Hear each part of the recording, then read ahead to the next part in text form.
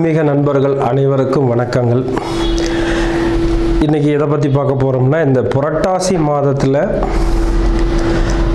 நம்ம 12 ராசிக்கு உரிய என்னென்ன அமைப்பு இருக்குது, எப்படி இருக்குது, இந்த மாதத்தில் இந்த 2025 எந்தெந்த அமைப்புகள்லாம் வர இருக்குது அப்படிங்கிறத பற்றி பார்க்கலாம். அதை இப்போ இந்த இடத்துல நம்ம உடல்நிலை எப்படி இருக்குது, வருமானம் எப்படி இருக்குது, அடுத்தது நம்ம என்ன தொழில் செய்யலாம், எதில் காதல் வருதா, இல்லதுக்கு திருமணத்தில் பிரச்சனை இருக்கா, நல்லா இருக்கா, இன்னும் இந்த தொழில் ரீதியாக என்ன வருமானம் இருக்கா, செலவு இருக்கா, எதில் நம்ம அதிகமாக இன்வெஸ்ட் பண்ணலாம், பண்ண வேண்டாம் அப்படிங்கிற தன்மைகள் எல்லாம் இந்த அமைப்பில் நம்ம கொஞ்சம் விரிவாக பார்த்து அதுக்கான என்ன சொல்யூஷன், என்ன செய்யலாம் அப்படிங்கிற தன்மையில் நம்ம இப்போ இந்த புரட்டாசி மாத பலன்களை பார்க்கலாம். அதில் இப்போ ஒவ்வொரு கணக்குலேயும் ஒவ்வொரு சூழல்கள் வரும். ஒவ்வொரு ராசிக்கு இந்த மாதிரி செய்யலாம், செய்யக்கூடாது அப்படிங்கிற ஒரு சூழல்லாம் இருக்கும். அது எல்லாத்தையும் நம்ம பொறுமையாக அழகாக அது என்னென்ன செய்யலாம், என்னென்ன செய்யக்கூடாது. ஏன்னா மக்களுக்கு எதில் எடுத்தாலும் அவசரம் இருக்குது, அதே அளவுக்கு பொறுமையை குறைஞ்சிக்கிட்டே இருக்குது. அப்போ அந்த பொறுமையாக என்ன சொல்ல வரோம், அதில் இருக்கிற ப்ளஸ் ஆர் மைனஸ் என்ன, அதை தெரிஞ்சு அதை அனுபவப்படுத்தி அதை நீங்கள் உங்கள் லைஃப்பில் பொருத்தி அதை நல்ல ஒரு ஆழ்ந்த சிந்தனையோடு எடுத்துகிட்டு போய் அதை நீங்கள் சரியாக பயன்படுத்திக்கிறீங்கன்னா இந்த ராசி பலன் அந்த விஷயம் இருக்கு இல்லையா, அது மாத ராசி பலன். அப்போ இந்த மாதத்தில் நீங்கள் எதை செஞ்சால் சௌரியமாக இருக்கலாம், எதை செஞ்சால் கொஞ்சம் டிஸ்டர்ப் ஆகும் அப்படிங்கிறத பற்றி இப்போ நம்ம பார்க்கலாம். தனுசு ராசி நண்பர்களே 2025 புரட்டாசி மாத அமைப்பு எப்படி இருக்குது அப்படின்னு பார்த்தோம்னா, பொதுவாக அப்பாவுக்கு உங்களுக்கு சில கருத்து வேறுபாடு வர்றதுக்கு ஒரு வாய்ப்பு இருக்குது. அப்பாவோட வருமானத்தை குறைக்கிறதுக்கு ஒரு வாய்ப்பு இருக்குது. அப்பா கிட்ட நீங்கள் வருமானம் கேட்டு சங்கடப்படுத்திக்கிறதுக்கு ஒரு வாய்ப்பு இருக்குது. 3ல் ராகு இருக்கிறப்ப நீங்கள் வெளிநாடு வெளியூர் போகிறதுக்கான நிறைய செலவு பண்ணுறதுக்கான கணக்கு கொஞ்சம் ஓடும். அப்போ அதெல்லாம் நீங்கள் கவனமாக பார்த்துக்கணும். 4ல் சனி இருக்குது. 4ல் சனி இருந்தால் அம்மாவுக்கு உடல்நிலை கெடும். அம்மாவுக்கு கொஞ்சம் மருத்துவ செலவு பார்க்குற மாதிரி வரும். அம்மாவுக்கு அப்பாவுக்கும் போட்டி வரும், பிரச்சனைகள் வரும் 2 பேர்த்துக்குள்ள, அவங்களுக்குள்ளேயே. அடுத்ததாக உங்களுக்கு 7ல் அந்த ராசி அதிபதியே இருக்கிறதுனால தேவையில்லாத சிக்கலுக்கு போய் மாட்டிக்குவீங்க.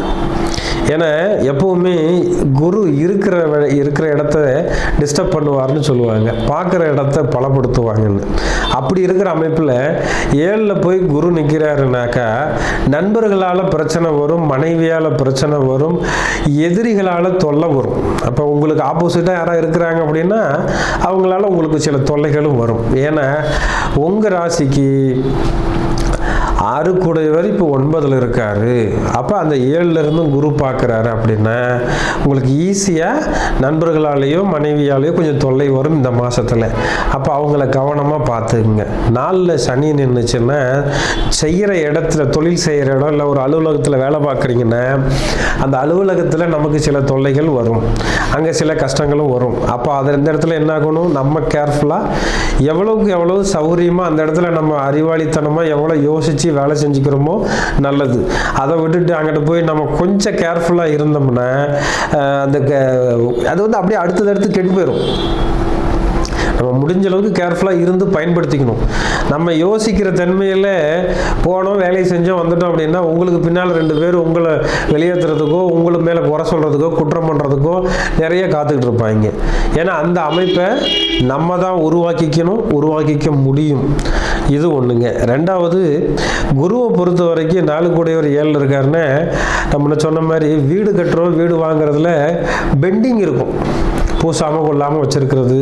அதெல்லாம் இந்த மாதத்தில் நீங்கள் முயற்சி பண்ணி வேலையை முடிச்சுக்கிறதுக்கு ஒரு நல்ல சூழலை உருவாக்கிக்கலாம். பொதுவாக இந்த தனுசு இப்போ ராசியை பொறுத்த வரைக்கும் 7லேயே குரு இருக்கிறாரு அப்படின்னாலும் அதுக்கு திரிகோணத்தில் இந்த மாதம் முழுக்க செவ்வாயும் இருப்பார் 11ல். அப்போ செவ்வாய் தான் உங்களுக்கு 5, 12 கூடியவராக இருக்கிறாரு. அப்போ மங்களகாரியம் தடைப்பட்டு வேலை நடக்கிறதுக்கு ஒரு வாய்ப்பு இருக்குது. இப்போ உங்களுக்கு மேரேஜ் பார்க்குறாங்க அப்படின்னா மேரேஜ் விஷயத்தில் ஒரு தடை. ஒரு பொண்ணை பார்த்தோம், அப்புறமா வந்து ஒரு மாதம் கழிச்சு தான் 2 மாதம் கழிச்சு தான் சரியாக வந்துச்சு அப்படிங்கிற ஒரு சூழல். இல்லை ஆணாக இருந்தாலும் பொண்ணாக இருந்தாலும் இந்த மாதிரி டிஸ்டர்பன்ஸு கொஞ்சம் வந்து அதுக்கப்புறம் உங்களுக்கு சரியாக போயிருங்க. அது ஒரு காரணமும் நல்லா இருக்குது, அதுக்கான சூழலும் நல்லா இருக்குது. அடுத்தது வந்து பார்த்திங்கன்னா பொதுவாக வந்து 9ஆம் அதிபதி 10ல் இருக்குது சூரியன், புதனோட சேர்ந்திருந்து அவர் அடுத்ததாக போய் புதனும் உச்சபலத்தில் இருக்கிறாருன்னா 7 கூடியவர் 10ல் இருக்கார். மனைவிக்கு வேலை கிடைக்கிறதுக்கு யோகம். இப்போ தனுசு ராசியில் இருக்கிறவங்களுக்கு உங்கள் மனைவி அல்லது கணவர் இருக்கார், மனைவி இருக்கிறாங்கன்னா மனைவிக்கு ஆப்போசிட் யார், புருஷர். அந்த கணவருக்கு கம்பல்சரி வேலை கிடைக்கிறதுக்கு, புது வேலை கிடைக்கிறதுக்கு ஒரு நல்ல ஒரு சூழலை ஒத்து வைக்கும். அதையும் நீங்கள் கொஞ்சம் முயற்சி பண்ணிங்கன்னா யோகமாகவே இருக்கும். அது வந்து இப்போ இன்னைக்கு இந்த புரட்டாசி மாதத்தை பொறுத்த வரைக்கும் புது வேலை ஏதாவது வந்து இந்த வேலையை விட்டுட்டு இன்னொரு வேலைக்கு போகிறாரு அப்படின்னா இந்த ரிசைன் லெட்டர்னு ஒன்று இருக்கும், இந்த கம்பெனியில் எழுதி கொடுப்பாங்க. இதை முடிச்சுக்கிட்டு தான் அந்த பக்கம் போகணும். அதை கவனமாக செஞ்சுக்கணுங்க. ஏன்னா அது ஒரு விஷயத்தில் மட்டும் இவர் கவனமாக இருந்துட்டாங்கன்னா கண்டிப்பாக வேலை கிடச்சிரும். ஏன்னா இங்கேருந்து அப்படியே தாவுவாங்க. இந்த ஐடி ஃபீல்டில் இருக்கவங்களாம் பார்க்குறோம், இங்கே இருந்துட்டு அப்படியே இன்னொரு கம்பெனி இது போவாங்க, தப்பாக போயிடும், பிரச்சனையாக போய் மாட்டிக்குவாங்க. அவங்க மட்டும் இந்த இடத்துல கவனமாக இருந்துட்டால் போதுங்க. மற்றபடி ஒன்றும் பெருசாக தொந்தரவு இல்லைங்க.